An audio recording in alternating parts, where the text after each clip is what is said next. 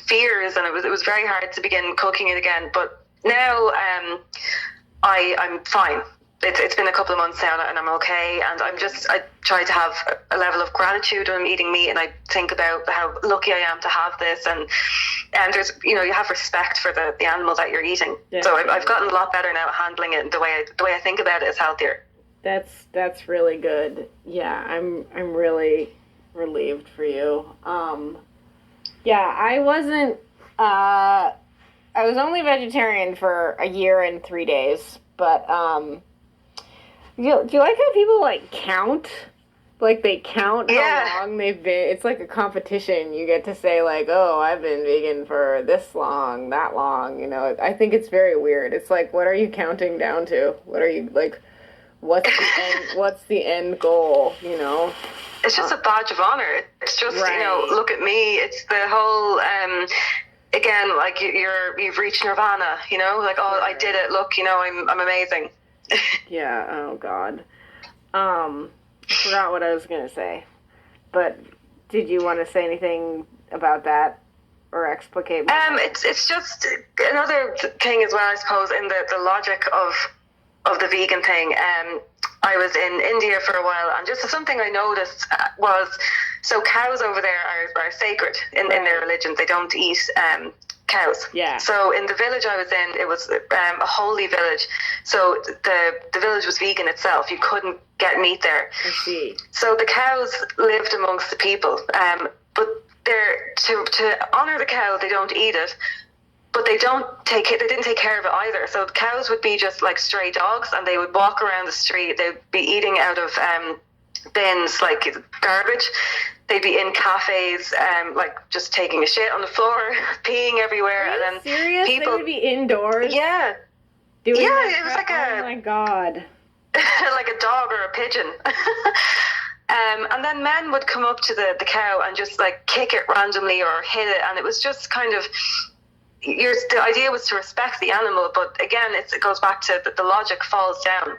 So you're respecting it by not killing it, but its existence is suffering because it's not in its natural habitat. It shouldn't be in a village of humans. That really upsets me. I didn't know. Yeah, it was like that. It was really hard to watch. That is honestly, I feel like that's kind of being insane. You. So you love this animal so much, but you're going to let it eat garbage and not take care of it. That doesn't make any goddamn sense. Exactly. I mean, there were pens for big pens on the beach, on the Ganges for the cows to sleep in and stuff. And they had caretakers, but for the majority, 90% of its day, it's just roaming the streets and being kicked and hit. I had an amazing experience there, and the people were unbelievably welcoming and lovely. It wasn't everybody who was being abusive to the cows. It was just, there's dumb people everywhere. Right. It would just be the odd man who would come along and do something. That's very upsetting. And something that Vegorexics don't realize about domesticated animals is that they're domesticated animals. Cows are meant to be taken care of because humans bred them that way. Humans bred them to be they're not a natural species anymore. Exactly, they're not a natural species, and neither are the chickens that we eat, and neither are the goats, and neither are the sheep, and, all these animals are bred to be domesticated and cared for by humans. And to be helpless. Right. And, in that case, the best you can do for such an animal is care for it and eat it. How is eating an animal not the highest form of flattery? That's a really unusual take on it. But I like it. Well, I've seen I can't even name anything specific right now, but in some indigenous cultures or whatever, they have a big ceremony where they kill an animal in front of everyone, and then they prepare it and eat it and celebrate it. And it's a ceremony. Right. That's what I think it comes down to. It's your approach to it. I think it's the most natural thing in the world. That it is the whole ecosystem of the world depends on eating each other essentially, and life and death, and there is an element of destruction and suffering. It's the nature of existence.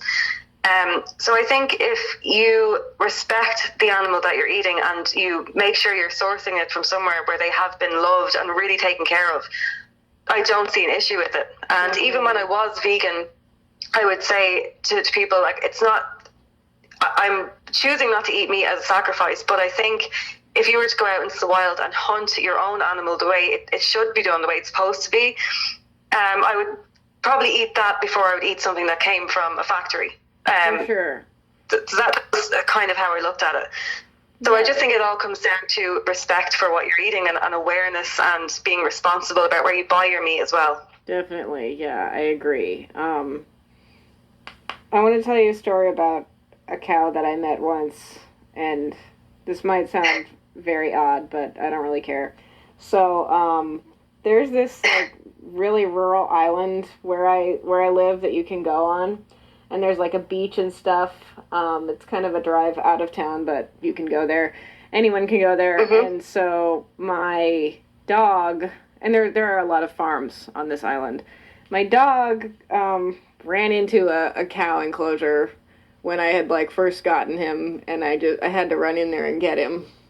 So I ran in there and got him. There wasn't like an electrified fence or anything like that, but I ran in there and got him, and I actually met this cow. This cow approached me, and she let me pet her, and she was very sweet. And I was just kind of petting her, and I was like looking in her eyes. I felt like I could read her thoughts, like truly. And so I was petting her, and I was like, I eat you and like your brethren, I feel kind of bad about it. Like, should I feel bad about eating you? And she looked me in the eye and she said to me, like, telepathically, she was like, if you were a cow and I were a human, I would eat you.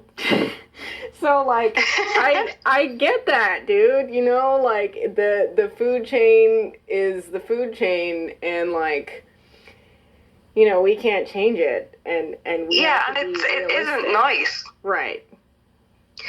It's not nice, and I think it's so unfortunate that we have evolved to such a level that we have an understanding and an empathy. So we like you said, we can look animals in the eye. And I think sometimes we are projecting our own feelings, but I do think there is a level of communication there with animals, and you have an awareness and you understand suffering. And it's very, very hard. I think it's completely natural. It's a dualism. Like, you can feel bad about it, but at the same time, it's accepting that this is what you need for your health. But it's perfectly natural. Any healthy person loves animals. It's very hard to look them in the eye, and you do, as you said there, you have a connection.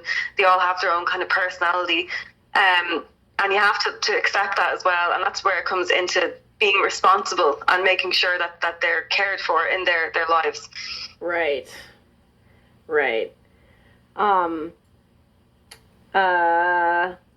Is there anything else you want to say? I mean, I feel like this is really great what we have right now. Thank you. Yeah, I'm happy with it too.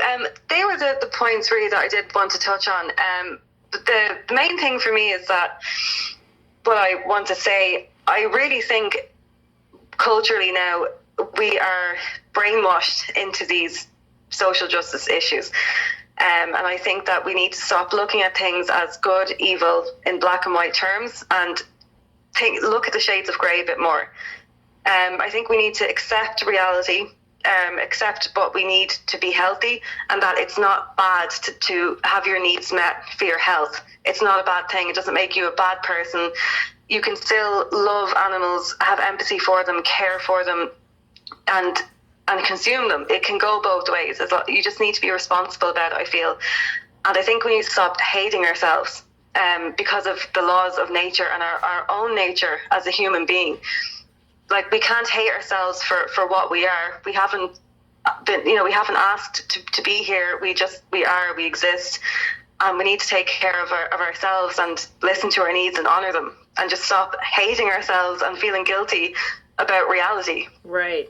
I completely agree. I think that a lot of people, especially in the West, and I mean this overall for, United States, Canada, pretty much all the Anglosphere, because it seems like that's where the Vigorexia is really like spreading. Oh yeah. I honestly believe that our lives are too easy a lot of the time. Yes. Like we have all of our basic needs met. We have food and water at any moment. We're not connected to the earth. Like, most people have no relationship with nature at all. Right, we're completely out of tune. We're completely out of tune, and that's going to make you think really crazy things, like you should stop eating animals. And right. The other thing is that, like, we really need to be challenged. Like, that's how humans work. Is we become challenged, and to have a purpose. We have a purpose, and we figure it out, and we evolve further, and when we're living these just like extremely cushy lives, like, we really crave, something. We want to fight for something. Right, we want to fight for something, and you can't very well do that, when you're just kicking it every day, basically. So I think I completely agree. I think that is part of the reason why veganism has gotten so popular, because it's basically like a challenge. It's like a, like a task. And I think that's why people love to rattle off like how long they've been doing it. Because they've like... Of course. Yeah. I think that in the West as well, it's a huge Western problem. Like, we don't have real problems the way they do in other countries. And I think that, not to come off as, I don't mean to sound condescending, but I think if more people would leave their hometowns and go to more disadvantaged countries and see the reality of the world, you're right, we don't have problems. So we find issues to make a huge fuss over and to fight for, to give us purpose, to feel like we're achieving something or a project to work on. But I think if you leave this bubble, most of the world it isn't like it is in the West. We are so lucky to even have the opportunity to pick and choose what kind of diet we want, and to have a morality, kind of a complex about it. Like, the rest of the world doesn't function that way. They don't have these options. So there's where the logic falls down as well. Like, does that make that person in a disadvantaged situation a bad person because they're not vegan, because they don't have the opportunity? It's just insane. We have to get out of our bubbles and look at the rest of the world. And I think that's where the logic then begins to kind of fall apart a little bit, because we're just wrapped up in our own privilege that we don't understand reality on a global level. We're just stuck in our own bubble. Exactly. And we can't let that drive us to do really crazy things. Like, we can't let that get to us. Like, there are real issues even in the West that we can address. Even if you could just like go pick up trash in a park or something. Like, And like, absolutely, you don't need to like spend all day online being mad about someone's tweet or some shit, Obsessing. Yeah, obsessing. And I think as well, like what you're saying there, it's gonna, if we keep denying reality and going against nature and trying to bend it to suit ourselves, and obsessing online and that kind of thing, we're all going to run into huge mental health issues. Exactly. Because we're lying to ourselves. Yeah, we can't do that. Can't do that anymore. Okay. Do you want to end it there, my darling? I think I've really... All right. I think we nailed it. Awesome. Well, thanks so much for having a chat with me. I really appreciate it. And thank you so much. I absolutely love your channel, so I was honored that you asked me to do the interview. I really appreciate it. Thanks, Lauren. Well, I gotta crank out some more videos for you then. Yes, definitely. Okay, my Thank you so much. Have a good evening. You too. It was lovely to talk to you. Great to talk. Bye. Bye.